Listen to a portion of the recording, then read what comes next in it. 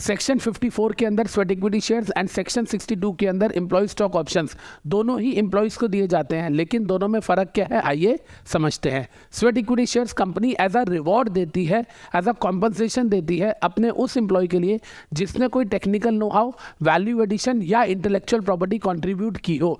वही sweat equity shares के अलावा जब हम ईसॉप की बात करते हैं तो ईसॉप उस एम्प्लॉय को दिए जाते हैं जिसने अभी तक कंपनी के लिए कुछ किया नहीं है, लेकिन कंपनी उसे रिटेन करना चाहती है, वो अच्छा एम्प्लॉय और कंपनी चाहती है कि वो उसे अपने पास रखे, वो कंपनी छोड़ के ना जाए। ऐसे एम्प्लॉयज़ को कंपनी ईसॉप देती है और कंपनी कहती है कि ये ऑप्शंस हैं, शेयर्स नहीं है, ऑप्शंस है, लेकिन ये शेयर्स में कन्वर्ट तब होंगे जब आप कम से कम 1 साल हमारे यहाँ काम करेंगे। तो आपकी रेम्यूनरेशन के साथ आपको कुछ एक्स्ट्रा ऑप्शन दे दिए गए और कल को अगर आप 1 साल उस कंपनी में टिकते हो मिनिमम 1 ईयर के लिए, तो उसके बाद आपको वो जो ऑप्शन है वो शेयर्स में कन्वर्ट हो जाएंगे। सेक्शन 42 के हिसाब से कंपनी जब प्राइवेट प्लेसमेंट करना चाहती है तो उसको रूल 14 सब रूल 1 के हिसाब से स्पेशल रेजोल्यूशन पास करना होता है।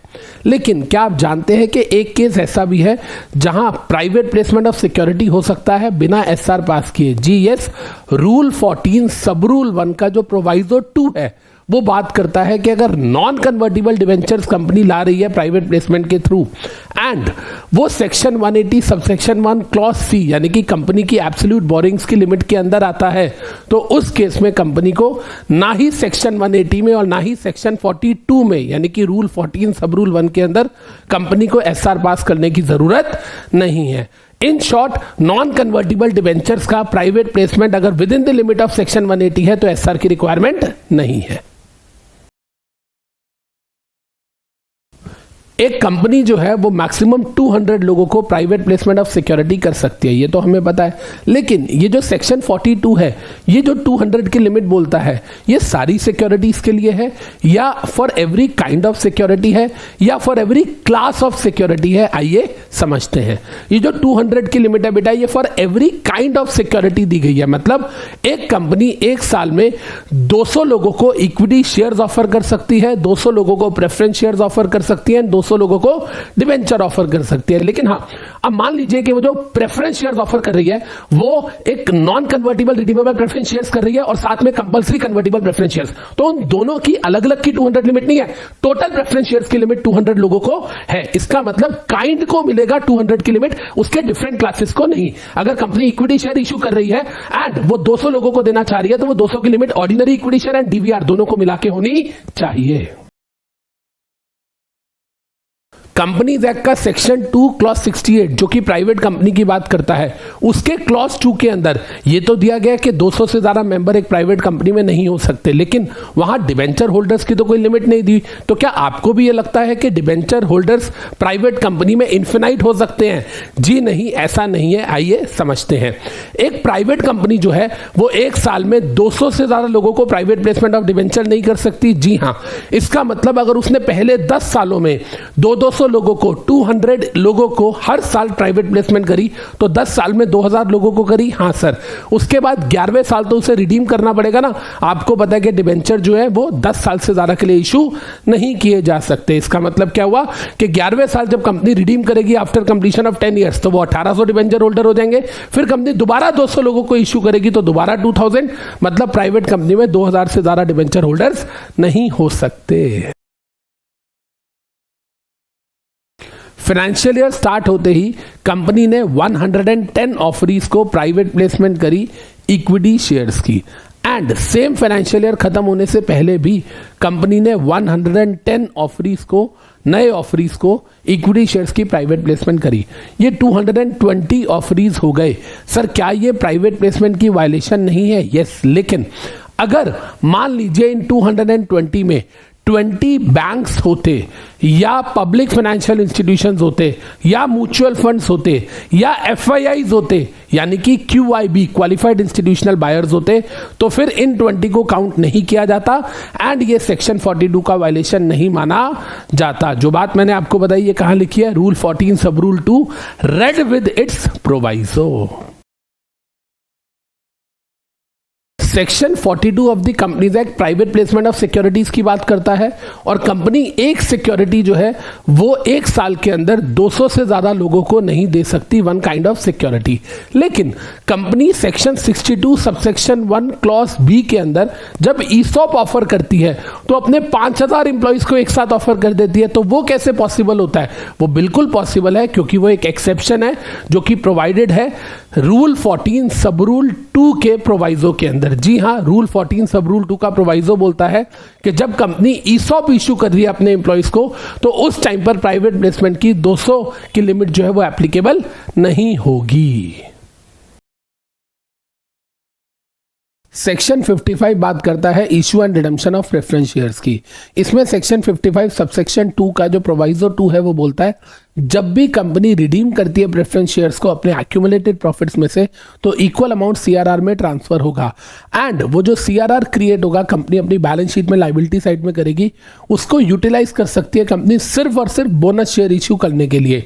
ये बात कहां बोली गई है? सेक्शन 63 सबसेक्शन 1 क्लॉज 3 के अंदर। जी हां, इसका मतलब क्या हुआ कि जो सीआरआर हम क्रिएट कर रहे हैं अंडर सेक्शन 55 सबसेक्शन 2 का सेकेंड प्रोवाइजो, उसका यूटिलाइजेशन होगा अंडर सेक्शन 63 सबसेक्शन 1 क्लॉज 3।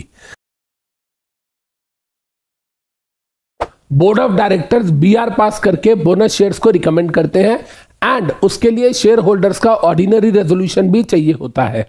ये तो हम सबको बताएं, लेकिन एक बार अगर बीओडी ने बोनस शेयर्स को अनाउंस कर दिया, क्या वो उसे विड्रॉ कर सकते हैं? ये हमारा आज का क्वेश्चन है। बेटा सेक्शन 63 सबसेक्शन 2 क्लॉज एफ को जब आप पढ़ते हो तो वहां वो बोलता है कि हमें बोनस शेयर्स के लिए रूल नंबर 14 भी फॉलो करना पड़ता है एंड रूल 14 में साफ साफ प्रोहिबिशन दे रखी है कि once the bonus shares has been announced by the board of directors by passing BR it is not revocable, it can not be withdrawn at all. हमारी कंपनी की कोई बहुत पुरानी एसेट्स है जो डेप्रिशिएट हो के हमारी बैलेंस शीट के अंदर उसकी वैल्यू 0 हो चुकी है, लेकिन आज कई सालों के बाद जब हमने उसकी मार्केट वैल्यू लगवाई वैल्यूअर से तो पता चला कि वो बिल्डिंग 2000 करोड़ रुपए की है। इसका मतलब जिसकी वैल्यू बुक्स में 0 थी, आज हमने उसकी रीवैल्यूएशन कराई तो पता चला 2000 करोड़ है। तो हमने अपनी बैलेंस शीट के अंदर उस फिक्स्ड एसेट्स की वैल्यू जो है 2000 करोड़ दिखा दी एंड सेम अमाउंट का हमने लायबिलिटी साइड पे fixed assets revaluation reserve create कर दिया। क्या इस रिजर्व को कंपनी बोनस शेयर के लिए इश्यू कर सकती है? तो आंसर इज नो, क्योंकि ये कंपनी का कोई बिजनेस प्रॉफिट या जनरल रिजर्व नहीं है, ये रिवैल्यूएशन रिजर्व है जो कंपनी ने एनकैश किया ही नहीं है। तो कंपनी इसको यूज नहीं कर सकती बोनस इश्यू के लिए। ये कहां लिखा गया है? सेक्शन 63 सबसेक्शन 1 के प्रोवाइजो के अंदर। कंपनीज एक्ट का सेक्शन 43 जहां काइंड्स ऑफ शेयर कैपिटल की बात करता है, वहीं सेक्शन 48 सबसेक्शन 1 बात करता है rights attach to the shares of any class. कहां पर हम काइंड्स ऑफ शेयर्स यूज करते हैं, कहां पर क्लास ऑफ शेयर्स, दोनों में फर्क क्या है आइए समझते हैं। अकॉर्डिंग टू सेक्शन 43 जब हम बात करते हैं equity shares and preference shares की तो ये दोनों काइंड्स हैं। वहीं इक्विटी शेयर्स में अगर हम ऑर्डिनरी इक्विटी शेयर्स की बात करते हैं and equity shares with differential voting rights, या प्रेफरेंस शेयर्स में हम convertible and non convertible preference shares की बात करते हैं, वहीं कन्वर्टिबल में हम ऑप्शनली कन्वर्टिबल या कंपलसरी कन्वर्टिबल प्रेफरेंस शेयर्स की बात करते हैं। तो ये सब क्लासेस हैं। इसका मतलब क्या हुआ? Equity shares and preference shares kinds हैं, वहीं प्रेफरेंस शेयर्स के जो सब सेगमेंट्स हैं या इक्विटी शेयर्स के जो सब सेगमेंट्स हैं वो क्लासेस ऑफ शेयर्स हैं। Section 62 of the companies act जो है वो फर्दर इश्यू ऑफ कैपिटल की बात करता है, ये तो हमें पता है, लेकिन इसके अंदर सबसेक्शन 1 में 3 क्लॉजेज आते हैं, क्लॉज ए, बी एंड सी। जब हम क्लॉज ए की बात करते हैं तो ये राइट इश्यू ऑफ शेयर्स की बात करता है, क्लॉज बी की बात करते हैं तो ये एम्प्लॉय स्टॉक ऑप्शन की बात करता है, क्लॉज सी की बात करते हैं तो ये प्रेफरेंशियल अलॉटमेंट की बात करता है।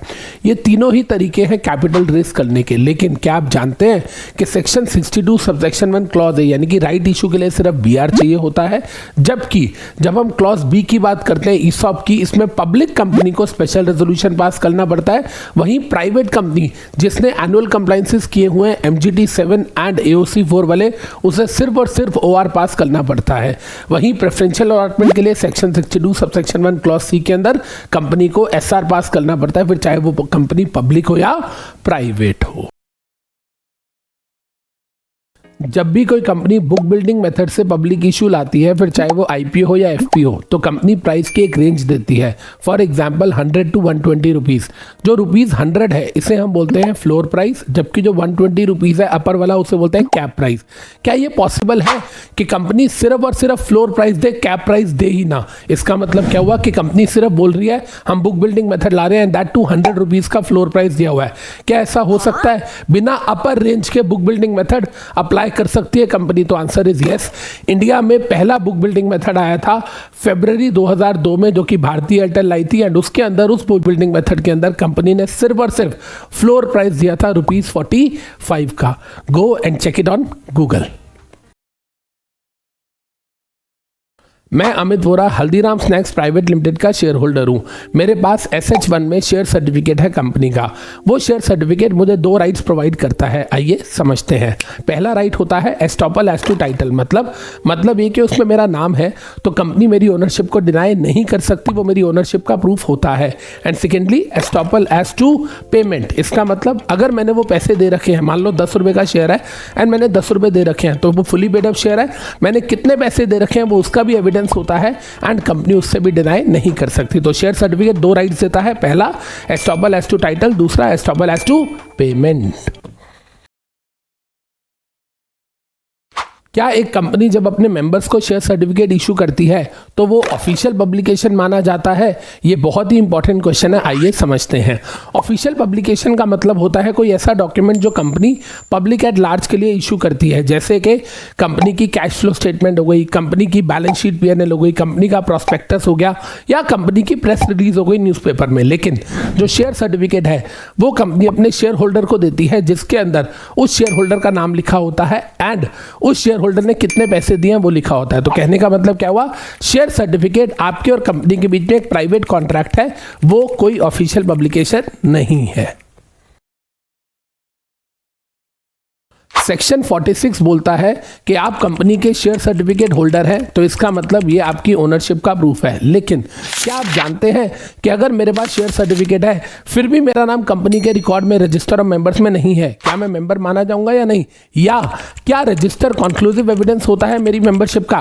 सेक्शन 95 बोलता है कि कंपनी का जो रजिस्टर ऑफ मेंबर है वो प्राइमा फेसाई एविडेंस है। इसका मतलब उसमें चांसेस है कि गलती हो सकता है कि मैं कंपनी का मेंबर हूं लेकिन उसमें मेरा नाम नहीं है। तो मैं क्या करूं? मैं सेक्शन 59 का सहारा लेके NCLT को एप्लीकेशन डाल सकता हूं for rectification of name, and फिर कंपनी को मेरा नाम रजिस्टर में डालना पड़ेगा। Section 63 subsection 1 clause 2 red with section 52 subsection 2 clause A बोलता है कि सिक्योरिटी प्रीमियम में से बोनस इशू किया जा सकता है। लेकिन क्या आप जानते हैं कि सिक्योरिटी प्रीमियम कैश वाला होगा या काइंड वाला? आइए समझते हैं। कंपनी ने 100 करोड़ रुपीस के शेयर इशू किए कैश में, जिसमें से 10 करोड़ का पेड अप कैपिटल था, 90 करोड़ का प्रीमियम। या कंपनी ने 100 करोड़ रुपए के शेयर इशू किए लेकिन मुझसे कंपनी ने 100 करोड़ की एसेट ली, जिसमें से 90 करोड़ सिक्योरिटी प्रीमियम में गया।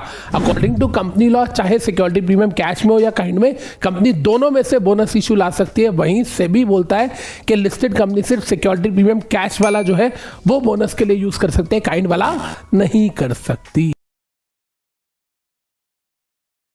कंपनी अपने एम्प्लॉइज को रिवॉर्ड देने के लिए स्वेट इक्विटी शेयर्स इशू करती है सेक्शन 54 में, ये तो हमको पता है।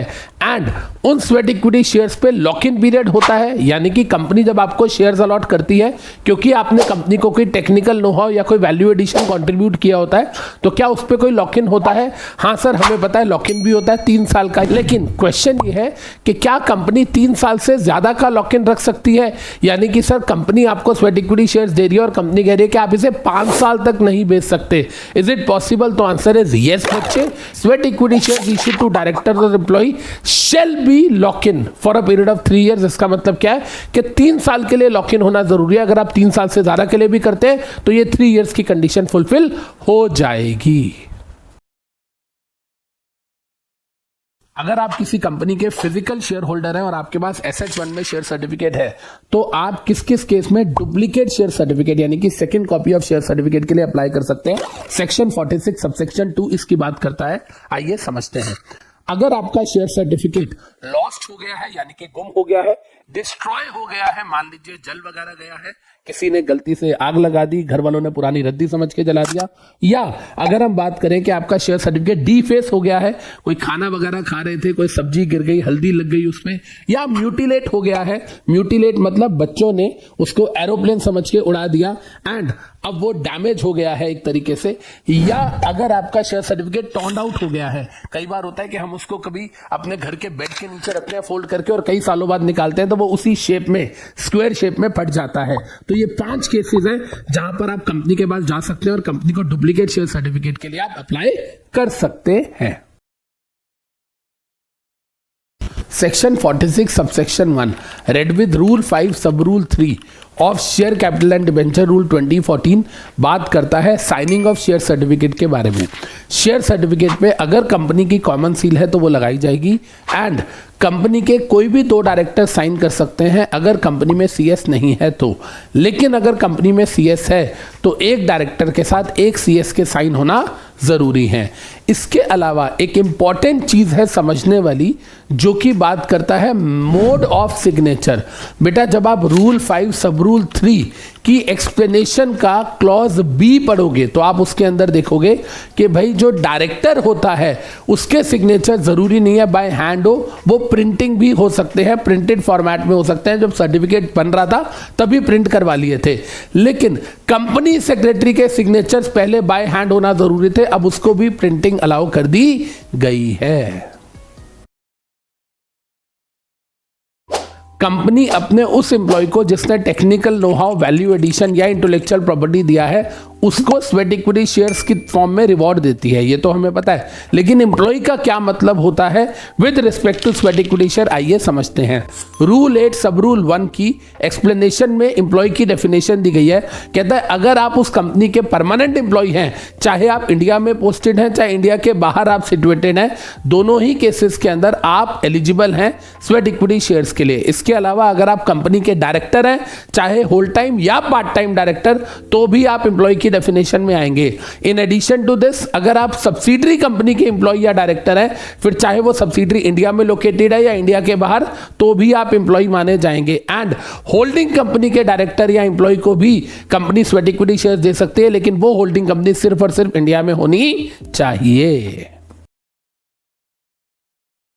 मैंने और मेरी वाइफ ने यानी कि अमित वोरा एंड समीक्षा वोरा ने एक कंपनी बनाई, law magnet edtech private limited. मान लेते हैं कि हमने इस कंपनी के अंदर ना ही इक्विटी शेयर्स रखे ना ही प्रेफरेंस शेयर्स, मतलब हमारी कंपनी है तो शेयर कैपिटल वाली, लेकिन फिर भी हमने equity share and preference share issue नहीं किए। सर ये कैसे हो सकता है कि अगर आपकी शेयर कैपिटल वाली कंपनी है तो कोई तो इशू करना पड़ेगा ना, आपको इक्विटी शेयर तो इशू करने पड़ेंगे।